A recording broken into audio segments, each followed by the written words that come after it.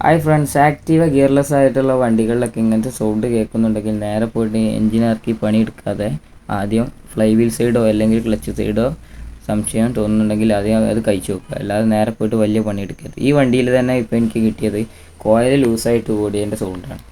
അതായത് ഒരു ഇഞ്ചൻ നോയ്സ് ആണെന്ന് പറഞ്ഞിട്ട് വന്നതാണ് ഈ വണ്ടി.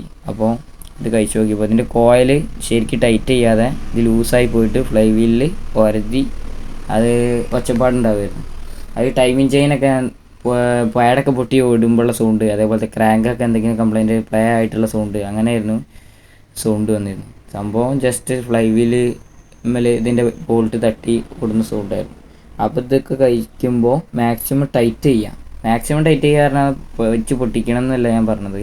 8-ൻ്റെ ബോൾട്ടൊക്കെ ജസ്റ്റ് വെറുതെ ഇട്ട് വെക്കാതെ മാക്സിമം 8-ൻ്റെ ബോൾട്ട് എത്ര ടൈറ്റ് ചെയ്യാൻ കഴിയുമോ അത്രയും ടൈറ്റ് ചെയ്യുക. അല്ലെങ്കിൽ ത്രെഡ് ലോക്ക് ഇട്ട് ടൈറ്റ് ചെയ്യുക. കാരണം കോയിലൊക്കെ ലൂസായി പോകുന്നാൽ അത് ഭയങ്കര റിസ്ക്കുള്ള പരിപാടിയാണ്. കാരണം എവിടെയും പോയി കുടുങ്ങിയാലൊക്കെ പെട്ടെന്ന് കഴിക്കാനും കഴിയില്ല.